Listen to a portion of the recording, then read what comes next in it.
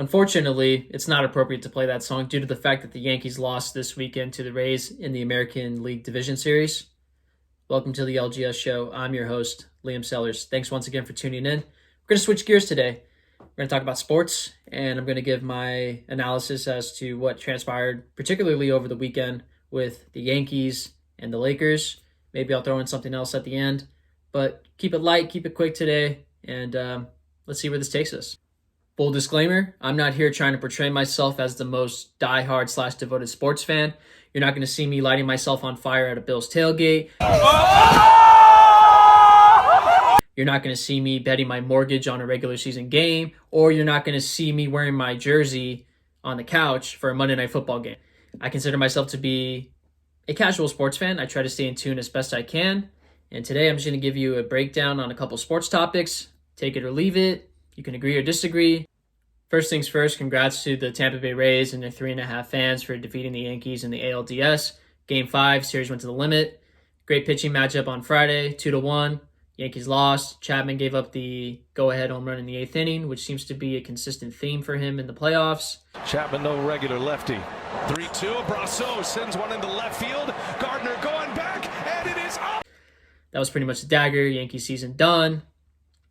Pretty disappointing considering that the Yankees were the favorites prior to entering the 2020 season, pandemic or no pandemic, to win the World Series. And when you fall short of that objective, it's pretty frustrating. So right now, I'm just going to give a breakdown as to the mistakes they made during the ALDS, how they can rectify those, and what they need to do in the offseason. Let me quickly address the reason why I'm a Yankee fan. Now, I'll admit, growing up, I loved the Angels. I was a big Vladimir Guerrero guy. Mike Scioscia was a hell of a manager.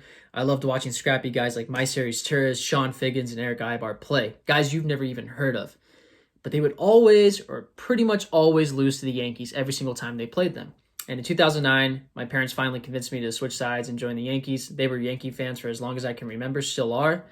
And ever since then, I've been an unwavering fan. Even in the middle of this decade when they were in a rebuilding phase, I was watching guys like Vernon Wells, Chase Headley, Travis Hafner, guys like them in my lineup. So I was sticking with them through the dog days, the highs and lows. And as a kid, whether they played the Dodgers or Angels and they came into Los Angeles, I used to always go to those games when the Yankees were in town. I loved watching A-Rod. He's my favorite player of all time. He's the greatest Yankee of all time, the greatest player of all time. We're not going to have this conversation, so don't at me.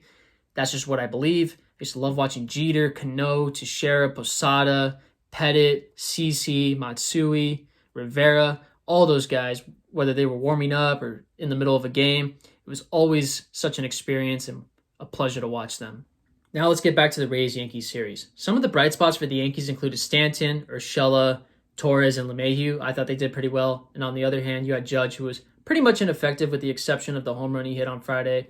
Sanchez is a lost cause at the plate, and that guy needs to do some serious reflection this winter and figure it out because the fan base's patience with him is wearing thin on both the defensive and offensive side of the baseball.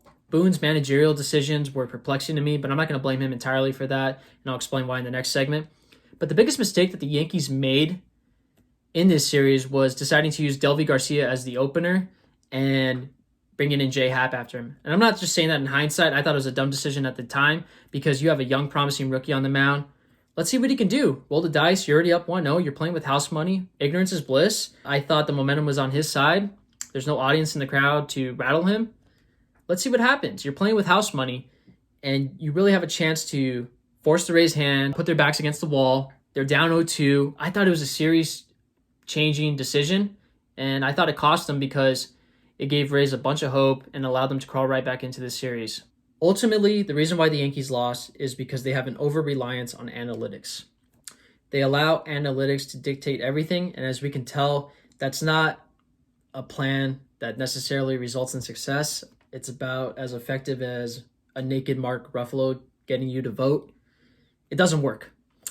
So I just don't understand why they have such an over-reliance on analytics. Analytics is what caused them to use Delvi Garcia as the opener and bring in Happ for deception. I don't know what they were trying to accomplish there. Analytics is the reason why they use Chapman for multiple innings when history tells us that that's not a great idea either. Analytics is the reason why they don't play small ball. If you look at the last couple of years, the main teams that have won the World Series are teams that put the ball in play. the Chicago Cubs, the Kansas City Royals, the Boston Red Sox, who I think batted over 400 in 2018 with 2 outs and runners in scoring position. Putting the ball in play is so essential, and magical things happen when you do it. And the over-reliance on the walk, strikeout, and home runs does not work, and it's not a recipe for success in October. And I think that's why I can't fully blame Boone, because he's not the one making those decisions entirely. The analytics team needs to stop hiding behind the general manager and go out and address the media and stop having Boone make all the comments and statements to the media about your mistakes. I think A-Rod sums it up best. You're the New York Yankees. To game 1, you do it the old-fashioned way. Great starting pitching, and you get 9 outs from the bullpen. And then to game 2, the front office wants to get involved, and then you start getting gimmicky. To me, the Yankee roster has to bail out Brian Cashman and the front office. And they've done some wonderful things. Game 2 was a mistake, and it was a mistake for about 20 different reasons. But the players start saying, like, Poppy, what are we doing? You start spending so much time trying to figure out how to outsmart the Ivy Leaguers over there. That's not your game. Now we have to say front offices have to stay out of the game. God, he would be such a great manager, wouldn't he? But he's not going to do that. Why would he step down? He's got multiple business ventures. He's hanging out with J-Lo. I think that would be such a downgrade. Also, he's not a yes man. If he were to accept that job, it would be like, all right, I call the shots, I set the lineup, and I ultimately make the in-game decisions. Here's what the Yankees need to do this offseason. Number 1, extend DJ LeMahieu for life. That guy needs to retire in pinstripes, and anything less than that is flat out unacceptable. Do not let him walk. Number 2, Brett Gardner, thank you for your service, but it's time to come home. Clint Frazier needs to be my starting left fielder next year, and if he isn't, that is unacceptable as well, because Clint Frazier is easily a starting left fielder for the other 29 organizations in this league, and the fact is we're squandering some really good prime years out of him, and it's time that we start using him properly. Number 3, Andujar, trade him. Thank you, Andujar, for a wonderful rookie season, but timing is everything. Injuries just didn't work out in his favor. He has a great stick. Maybe you can get some picks. Maybe you can get some compensation for him. I don't know, but it's time to go. Urshela is my starting third baseman. That guy is just absolutely phenomenal. Get another reliever. Let's stop overtaxing Chapman and Britton. And starting pitching, I don't think really needs to be addressed. You got Cole.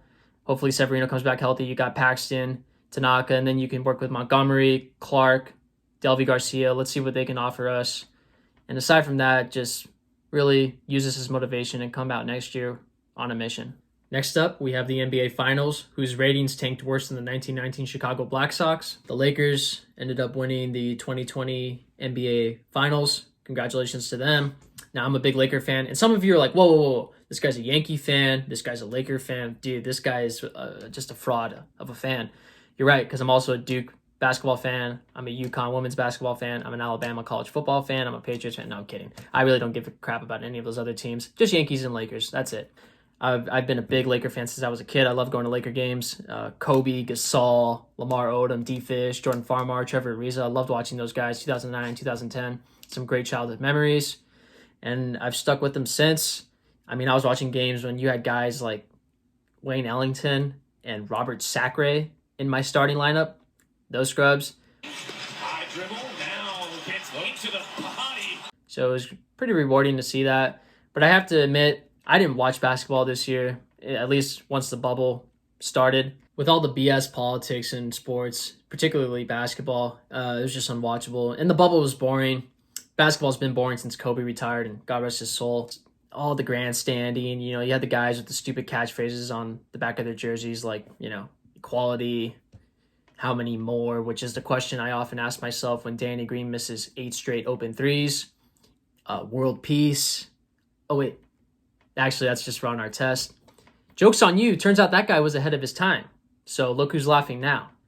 In short, the only reason why I'm happy that the Lakers won is because they did it to honor Kobe after his tragic demise earlier this year. God bless his family. In other irrelevant news, the Los Angeles Rams completely destroyed the Washington football team yesterday. Now, why am I mentioning this? Well, it's because the Washington football team is a pathetic excuse for a franchise, and they deserve to be clowned at every moment possible. And that's what I'm going to do until they figure it out, because the fact that I have to call a team the Washington football team is an absolute joke. Other than that, that's the LGS Show sports update for today. Thanks for stopping by. See you later.